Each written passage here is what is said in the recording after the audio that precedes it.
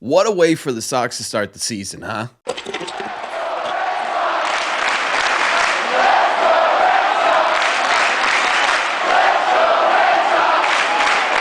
What is going on, everybody? Welcome back to Red Seat Radio. My name is Corbin. Thank you very much for clicking on this video. Yesterday was opening day for the Boston Red Sox, for those of you who may have missed it, and what an incredible game. So in today's video, we're going over all the highlights from yesterday's baseball game. We're also going to talk about some of the things that didn't go super well and what this could mean for the rest of the season, starting with obviously the highlights of this game, right? Always good before bad, and there's no other place we need to start when talking about why the Red Sox won this baseball game than Wilyer Abreu. Wilyer Abreu had himself a day. Not only did he go 3 for 3 at the plate, 4 for 4 on base, getting a walk in his fourth appearance as well, but he also had 2 home runs. He was quite literally the only reason the Boston Red Sox even won this game. It was 2 home runs, 4 RBIs, just an absurdly good performance, and it's even more impressive when you consider the fact that he missed 3 weeks of spring training and lost 10 pounds to his sickness. This dude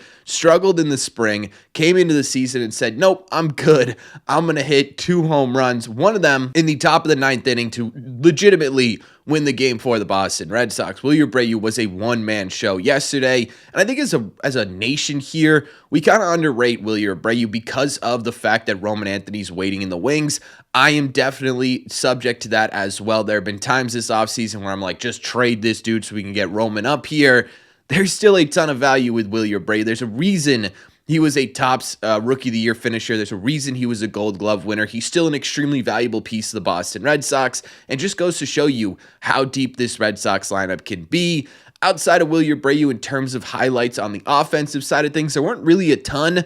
I'm going to say Christian Campbell was a little bit of a highlight, mostly because he did get his first major league hit. It wasn't exactly anything crazy, a little ground ball that squeaked through the third base and shortstop, but still, that's one more hit than any of us are going to have at the major league level at any point. So absolutely fantastic to see him get his first hit. Honestly, he looked pretty good at the plate, right? He struggled a bit during spring training, but at the plate yesterday, there wasn't a ton of swing and miss. He only struck out once, and he looked pretty competent at the plate. I think he's going to settle in nicely for the Red Sox. There was a little bit of a moment defensively. We'll see how he works out second base at the major league level. He made some plays. He looked a little bit off on some other plays.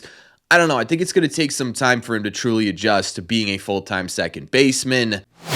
To me, if we're looking for highlights outside of just simply the offense, we have to talk about the Red Sox bullpen. They were absolutely nails yesterday. The Red Sox put out basically their big 3 in the bullpen between Whitlock, Chapman, and Slayton. With Hendricks on the IL, those are your dudes in the back end of this bullpen, and they showed exactly why they are those dudes. Between the 3 of them, they covered 4 innings, they allowed just 2 hits, and they did not allow a single earned run. Slayton got a save and did not allow anyone to reach base. They just looked fantastic. Not a lot of swing and miss, I will say. 3 strikeouts in 4 innings, but they got the job done, and that's what matters. I have a feeling we are going to see this sequence a whole lot this year, right? The Whitlock kind of being the ace bridge in close games to those late inning guys, and then Chapman and Slayton just sort of handing each other off the 8th and 9th inning depending on the situation. And it looks like it's going to be a really deadly combination. Going to be interesting, in my opinion, to see the rest of the bullpen today, right? We're probably not going to see Whitlock in today's game. We may see Chapman in a save situation in today's game, a little bit of a different scenario than what we saw yesterday. That's going to be, in my opinion, the real interesting part of this. What does the rest of this bullpen look like? But these guys, they look absolutely fantastic. And again, you're talking about reasons why the Red Sox were able to win this game. Those 3 are a major reason right there. The last highlight I did want to bring up was the fact that there were no unhighlights, or what do you call a bad highlight? A blooper maybe for the Red Sox defensively. That's a really, really good thing, right? If the Red Sox defense isn't being mentioned in something, you know it's been a good day, right? It's kind of one of those things where, like, you don't notice it, which means it's a good thing. The Red Sox defense last year was a major issue. This year, it looked pretty good. Again, you had a couple of moments with Christian Campbell where it was a little bit iffy, but outside of that, the rest of the defense looked absolutely competent, and that's a really, really good thing considering the last couple of years of Red Sox baseball. I think that's going to be a big difference between this year and last year is we're going to see a lot more really solid defensive plays from this Red Sox team. However, not everything was super peachy, so let's talk about some of the things that didn't go super well for the Red Sox as well. Now, I wouldn't call Garrett Crochet's first performance in a Red Sox uniform something that was incredibly bad, right? It was still a solid outing. It was 5 innings, 2 earned runs, which is a 3.6 ERA. A sub-4 ERA is never really a huge issue. He struck out 4, walked 2, and allowed 5 hits. I don't think it was really a stuff thing. I don't think it was really like a, oh my God, he's, the arm's going, the velocity's down, he can't move his off-speed pitches. That wasn't really it. It was mostly just control, right? He was kind of all over the place in the zone, outside of the zone. He wasn't really hitting his marks as much as you hope he would. If you take a look at that walk number and the hits, a lot of those hits came on pitches that just ended up sort of middle in the zone. I don't know what it was. It could have been jitters. It could have been first day nerves. It could have been the fact that the umpire behind the dish was kind of squeezing him at the beginning of the game as well. Probably a couple of those hits should have been strikeouts if we're being totally honest here, but it absolutely was not the ace level performance that we wanted to see from Garrett Crochet out of the gate.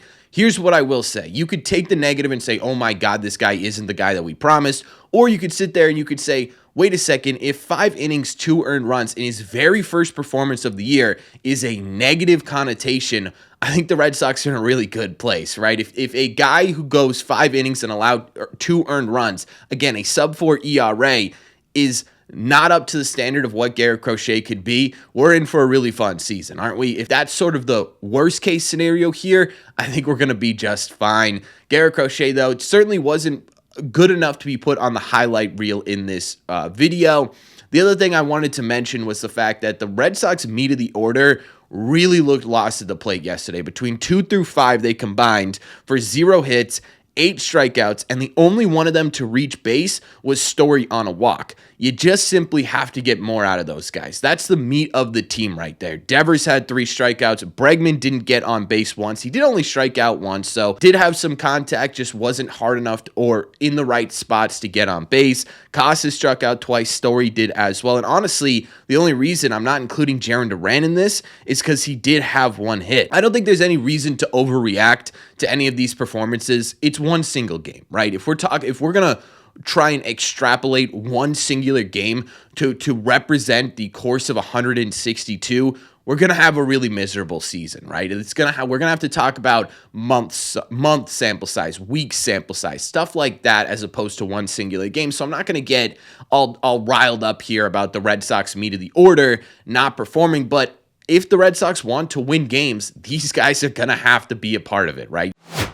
At some point, they're going to have to be impactful and win you baseball games, and they will. They will. They just didn't in this game. So definitely something that stood out, I think, to a lot of people, especially talking about Rafael Devers with 3 strikeouts. But you can't single just him out, right? The rest of the heart of the order did nothing as well. So those guys simply need to get better. But what I will say is it did give the opportunity to highlight something that, in my opinion, is really, really important to how well the Red Sox are going to do this year, and that is just simply how deep this lineup is, right? Your superstar players are expected to be impacts game in and game out, when in reality, there are going to be games where they just get silenced a bit like we saw yesterday. What this highlights is how deep the Red Sox lineup actually is.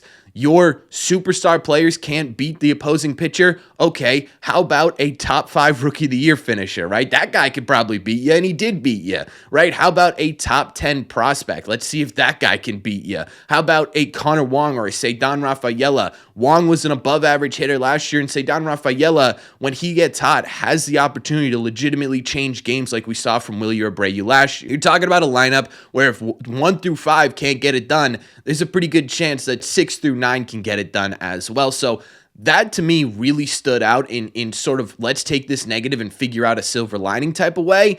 And I think that's going to be really important for the Red Sox. It's something we talked about a lot this offseason, but even in the very first game, we see it right away impacting this team. So overall, taking a look at this game, there were a lot of things that you could pull out of this and be like, well, the Red Sox really need to work on this. And of course there are, right? It's the first game of the season. Guys are either nervous, guys are still working on things from spring training. There's a whole lot of stuff still going on with this team come opening day. They just traveled from Mexico.